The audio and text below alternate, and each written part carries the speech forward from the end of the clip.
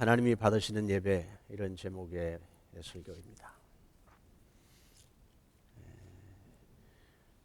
하나님이 세상을 만드시고 인간을 창조하시고 또 모든 만물들이 질서 있게 돌아가던 그 태초에 죄가 시작이 되고 에덴에서 쫓겨나고 하나님의 그 아름다운 관계를 유지하며 살아야 할 인간이 그 관계가 단절된 상태에 살아가는 고통 가운데 있었던 것을 우리가 살펴보았습니다.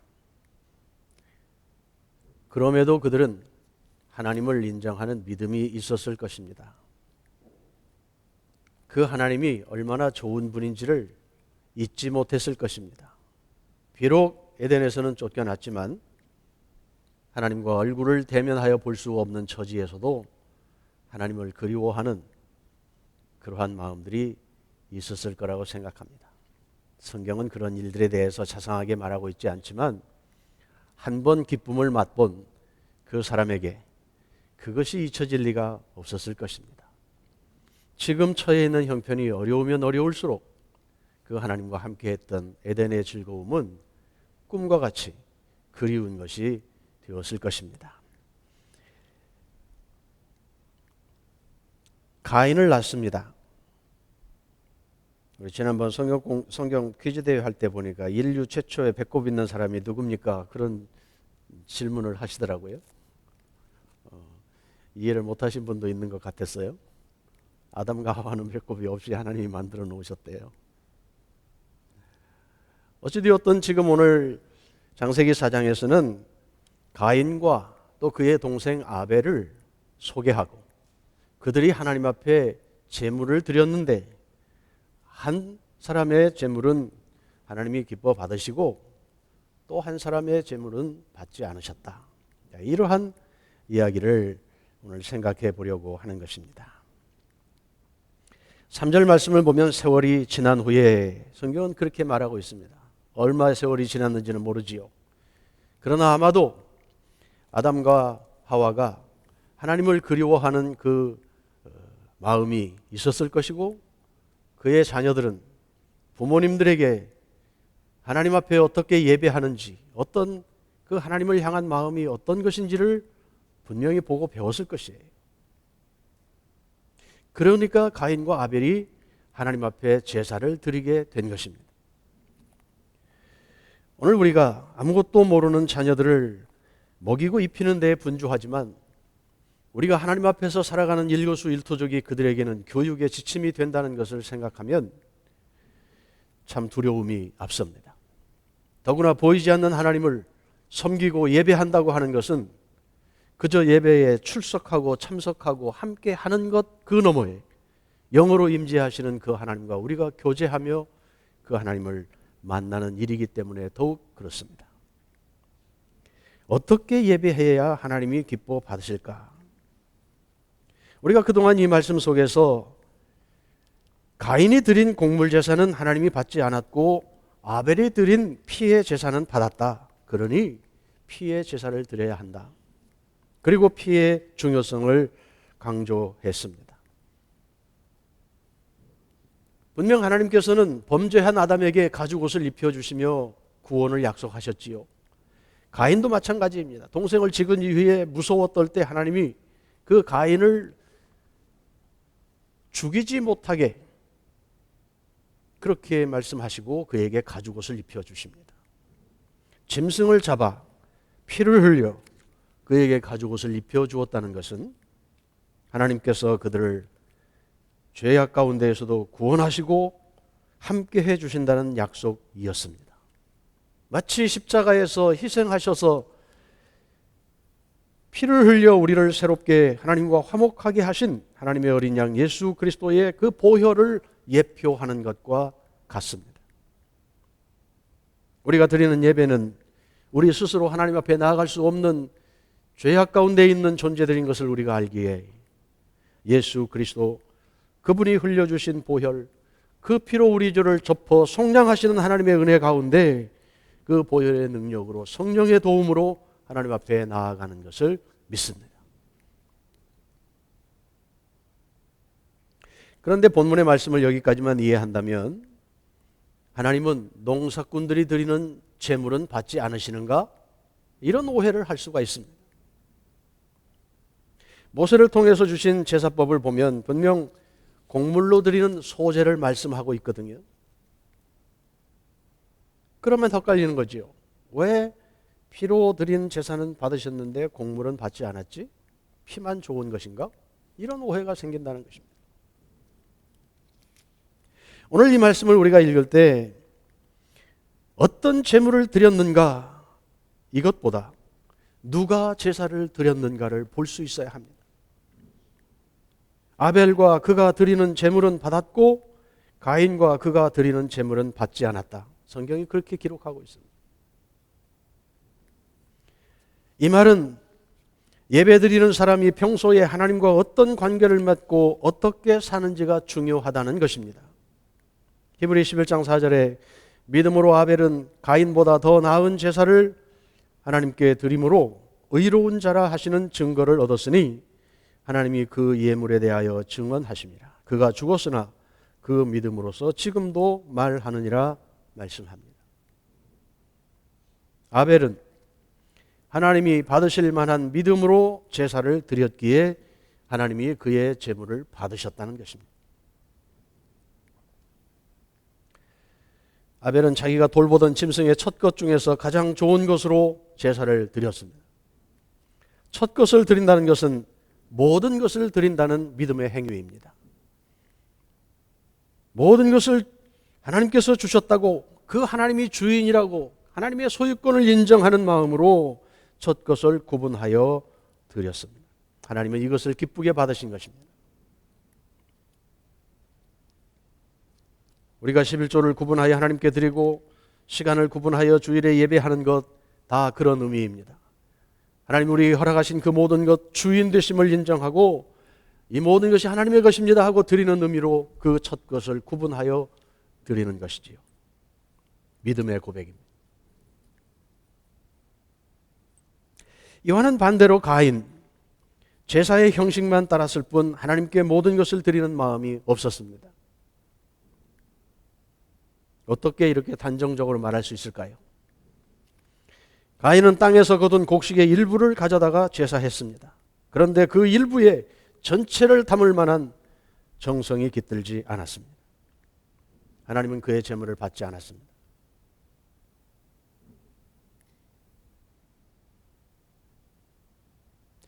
이런 것들을 보면 우리가 많은 예배를 드리지만 하나님을 기쁘게 하는 예배가 어떤 것일까 생각하게 됩니다.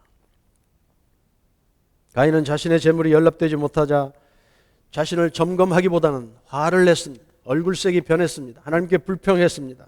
분을 견디지 못해서 동생을 죽이고 맙니다. 그가 평소에 하나님 중심의 생활을 하지 못했다는 것을 보여주는 것입니다. 그러니 하나님이 그의 제물을 받지 않으신 것이지요. 요한일서 3장 12절 보면 가인같이 하지 말라. 저는 악한 자에게 속하여 그 아우를 죽였으니 어쩐 연고로 죽였느뇨. 자기의 행위는 악하고 아우의 행위는 의로움이니라. 그가 동생을 죽여서 악한 것이 아니고 악한 생활을 하였기에 죽이는 일을 할 수 있었다는 것입니다.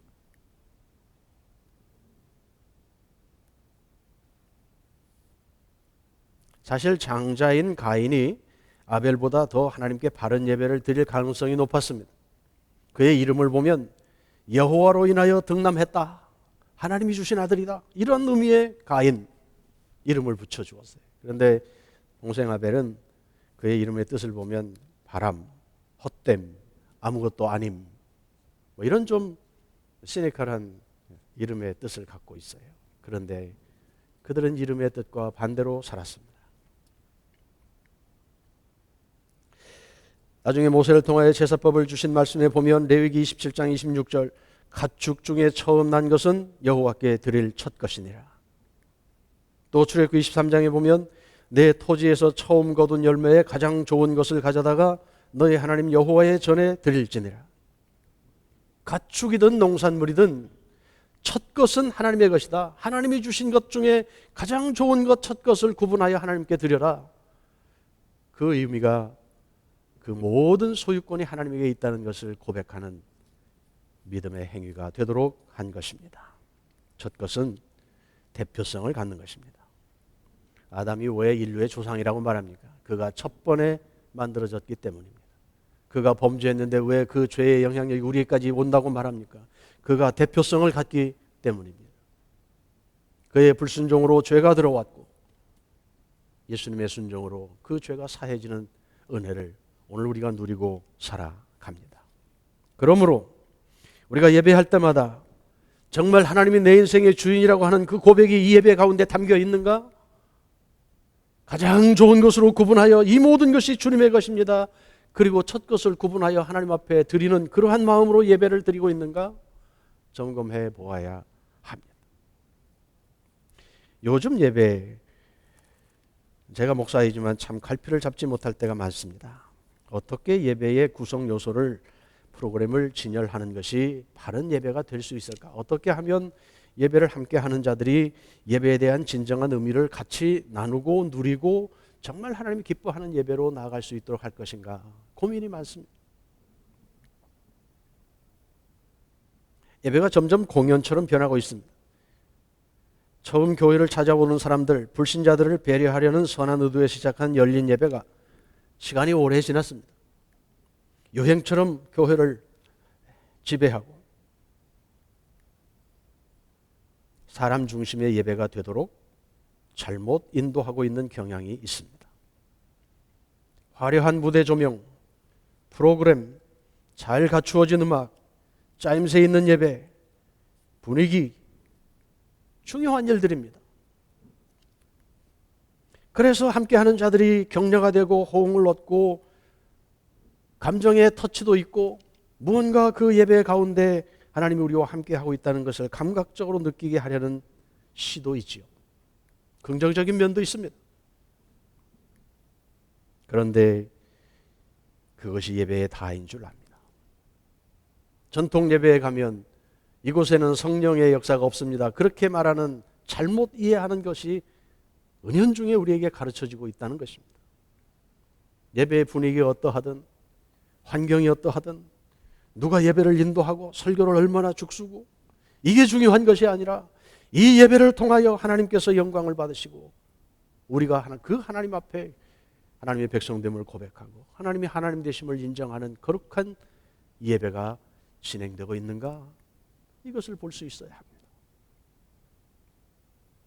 자유롭게 찬송하지 못하는 자들이 이불을 뒤집어 쓰고 하나님께 찬양하는 그 속에 형식이 무엇이 중요하며 그 간절한 마음을 받으시는 하나님이 어찌 기뻐하지 않을 수 있겠습니까? 수만 명이 모여서 아름다운 환경에서 그저 앉아있기만 해도 은혜가 되는 것처럼 썩는 환경에서 예배를 드릴 때 내 마음은 다른 데 가 있고 다른 일 하면서 예배도 함께 드리고 그런 예배 하나님이 기뻐하실까?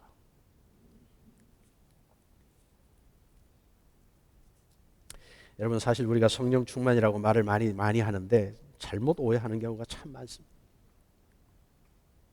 내가 기분이 좋으면 무언가 이렇게 짜릿하면 무언가 내가 깨달아지는 것이 있고 이렇게 동조되는 것이 있으면 그래 이게 성령 충만이야. 그럴 수 있죠.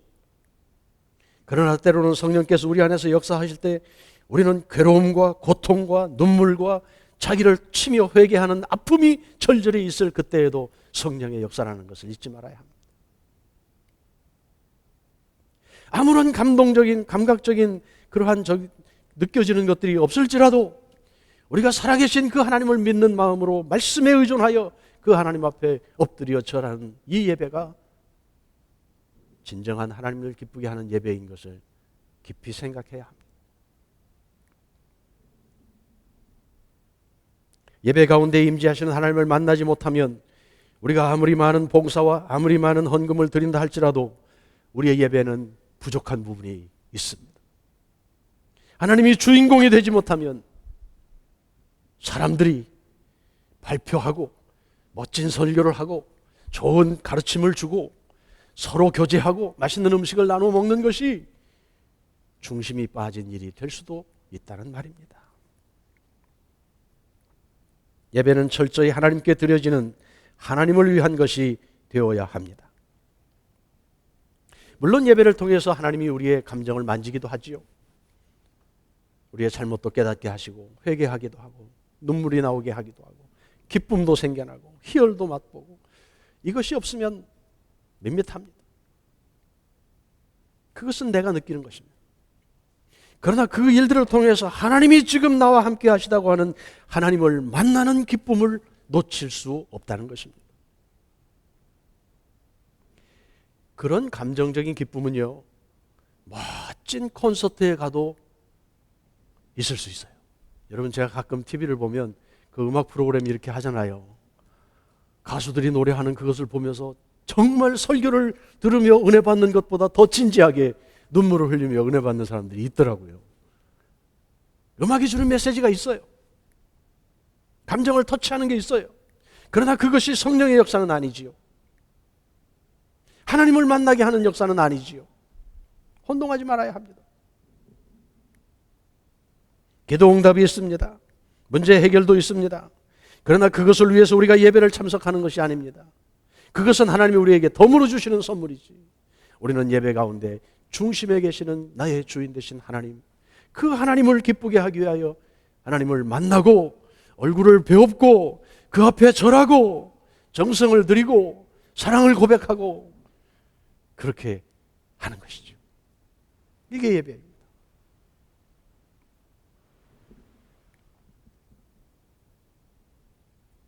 이거 놓치면 사람 중심의 예배로 가기가 쉽습니다. 하나님을 하나님으로 인정하는 것, 하나님을 찬양하고 높이는 것, 하나님이 하신 일들을 드러내는 것, 그가 하신 일들을 세어보고 감사하는 것, 하나님을 만나는 기쁨, 그것이 예배 가운데 있어야 합니다. 하나님의 뜻을 묻고 하나님 부름에 합당한 생활을 하려고 하는 다짐하는 일 필요합니다. 마치 이스라엘 백성들이 때마다 자기의 정체성을 새롭게 하고 하나님, 우리 하나님, 우리는 하나님의 백성, 내가 그 말씀대로 살겠습니다 다짐하면서 때마다 언약을 새롭게 했던 그 일이 우리의 예배 가운데 있어야 한다는 것입니다. 그래서 철저한 회개, 자기 돌아봄, 그것이 우선돼야 하지요. 그저 바쁜 마음으로 와서 예배에 출석했다, 참석했다, 좋다, 조금 배웠다, 거기까지만 가서는 곤란하죠. 내 욕심을 위한 것입니다.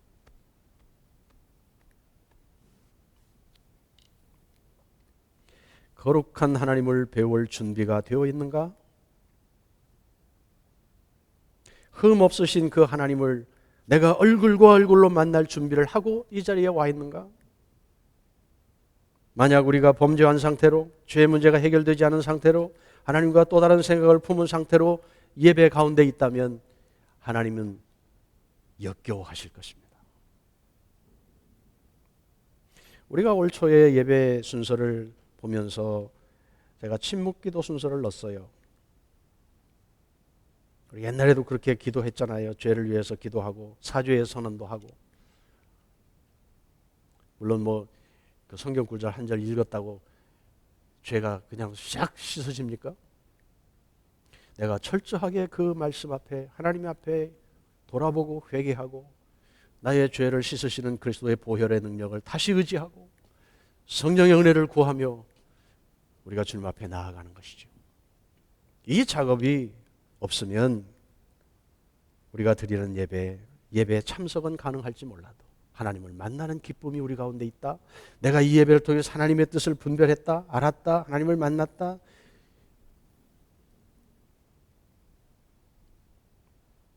예배 한번 제대로 드리면 우리의 인생이 달라질 수 있습니다. 그러나 그런 준비 없이 평생 예배 드리면 우리의 지식은 커가고 우리의 경험은 풍부해지지만 주님과 함께하는 기쁨의 능력, 예배를 통하여 공급되는 것 제한될 수 있습니다.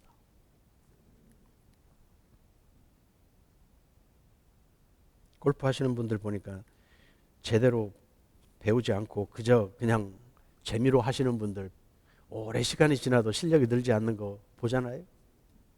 제 탁구 실력이 그 정도예요. 그냥 쳐요. 근데 실력이 안 늘어요. 그래서 조금 실력 있는 사람들하고는 같이 게임을 못해요. 창피해서. 우리는 성도로 살아갑니다. 하나님의 성품을 물려받은 사람으로 살아갑니다. 하나님과 함께 생각하고 함께 일하고 하나님의 나라를 꿈꾸며 살아가도록 우리를 불러주셨습니다. 우리가 조금 노력해 봅니다. 그런데 잘 안 되잖아요. 거기서 머물러 있잖아요. 어떻게 그 선을 넘어가겠어요? 그래서 정말 이 예배의 중요성을 심각하게 생각하고 하나님을 만나는 그 의지가 열심히 준비가 새롭게 되는 예배를 드려보자는 것입니다.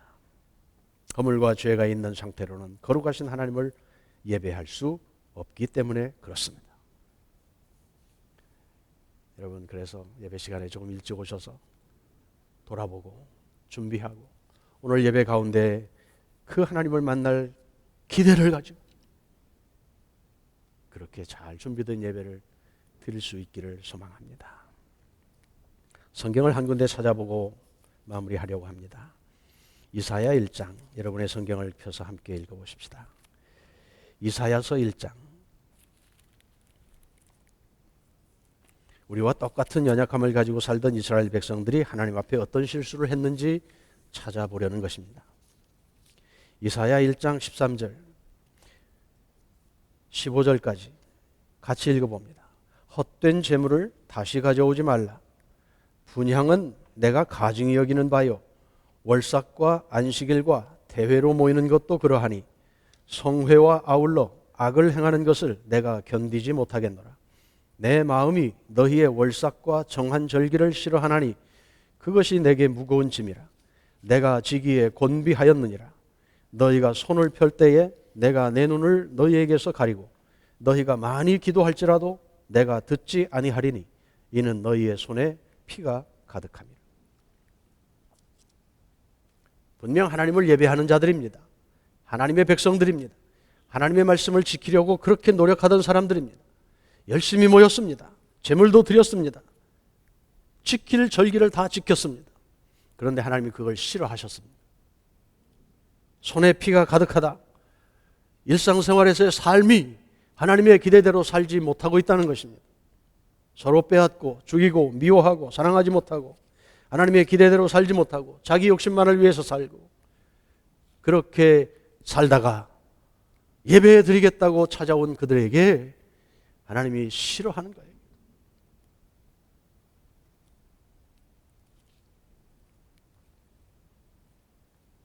형식적인 종교활동, 하나님이 화내고 그들을 향하여 눈을 감아버리고 그들의 기도에 귀를 기울이지 않겠다고 하십니다. 16절, 17절 같이 읽어봅시다. 너희는 스스로 씻으며 스스로 깨끗하게 하여 내 목전에서 너희 악한 행실을 버리며 행악을 그치고 선행을 배우며 정의를 구하며 학대받는 자를 도와주며 고아를 위하여 신원하며 과부를 위하여 변호하라 하셨느니라. 아니, 하나님의 백성들이 하나님과 관계를 맺고 살면 열심히 예배드리고 열심히 선을 행하고 또 그렇게 하나님 앞에서 살아가면 되지 왜 사람들에게 이렇게 하라는 것입니까? 고아와 과부를 돌보고 나그네를 대접하고 없는 사람을 돌아보고 묶인 자들을 자유케 하고. 우리의 영적 생활이 하나님과의 관계이기도 하지만 그것은 우리가 살아가는 이 일상에서 우리의 보통 생활에서 내 주변의 사람들과 같이 얽혀 살아가는 이 관계 속에서 영적인 것들이 증명되어야 합니다. 여러분, 이거 중요한 문제입니다. 요즘 우리 한국 교회가 점수 못 따는 이유가 그것입니다. 열심히 하나님께 기도하고 열심히 금식하고 열심히 선교하고 헌금하고 교회 짓고 할 일은 다 했는데 왜 지금 이렇게 됩니까? 사람들로부터 인정을 받지 못한 거예요. 자기들끼리만 말만.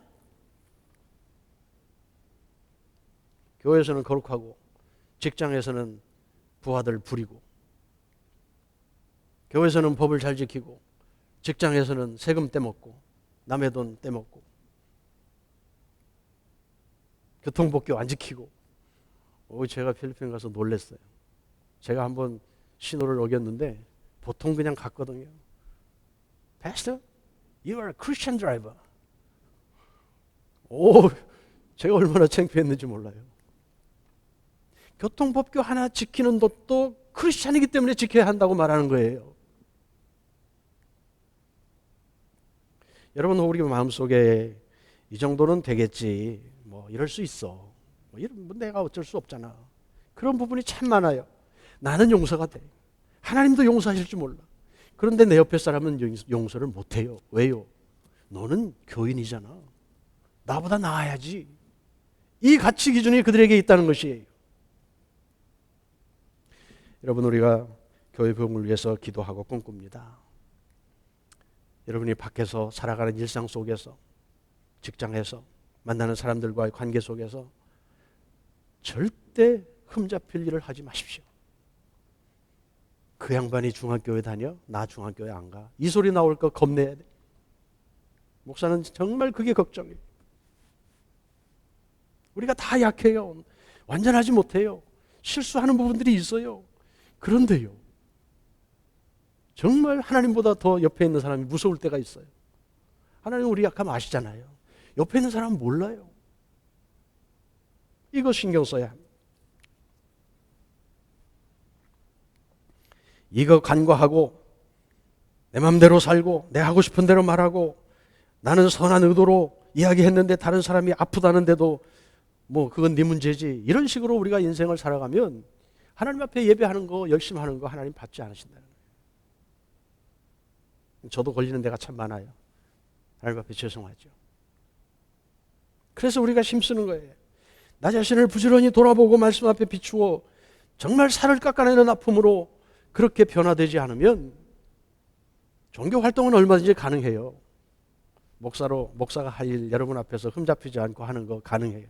그러나 내가 나 자신을 볼 때, 내 집사람이 나를 평가할 때, 내 자녀들이 나에게 대한 기대를 볼 때 참 점수 못 얻는 때가 많이 있거든요. 그래서 조심스러운 거죠.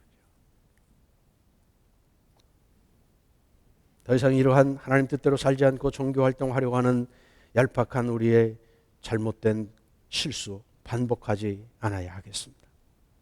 히브리서 11장 6절, 믿음이 없이는 기쁘시게 못하나니 하나님께 나아가는 자는 반드시 그가 계신 것과 또한 그가 자기를 찾는 자들에게 상 주시는 이심을 믿어야 할지니라.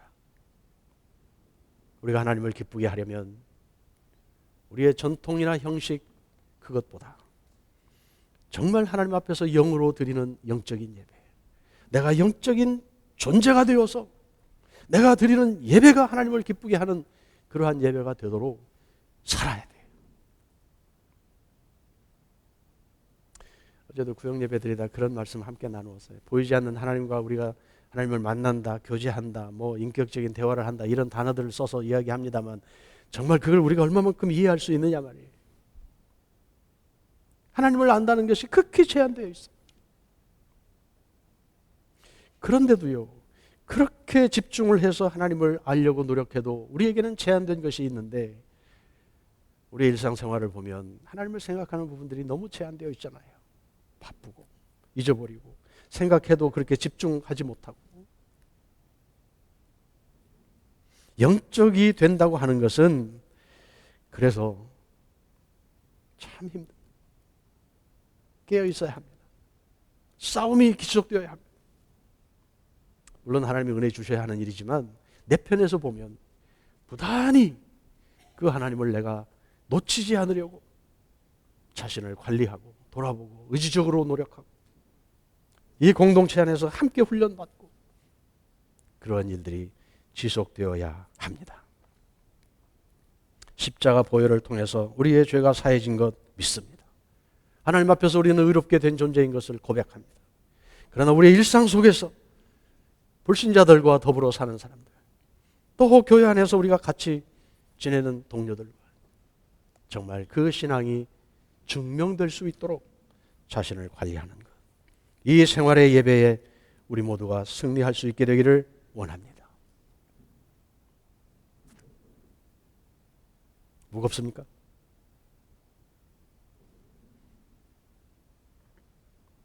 그런 예배 생활을 통해서 우리는 하나님을 만납니다. 하나님이 어떤 분인지를 배웁니다. 나에게 주어진 안테나를 통해서 하나님을 감지하고 배워가는 그 작업을 통해서 하나님의 온전하신 모습을 조금씩 배워가는 거예요.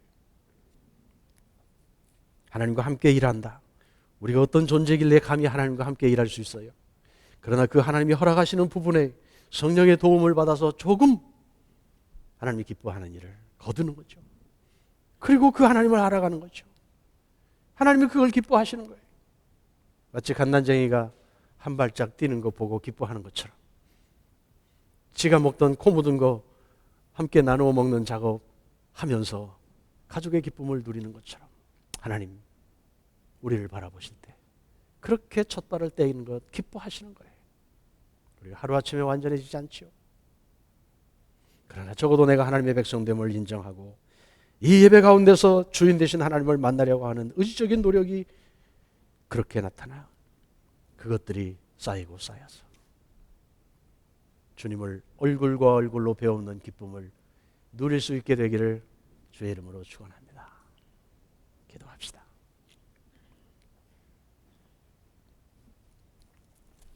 하나님 아버지, 우리가 어찌 하나님을 알 수 있으며 그 하나님을 나의 아버지라고 고백할 수 있습니까?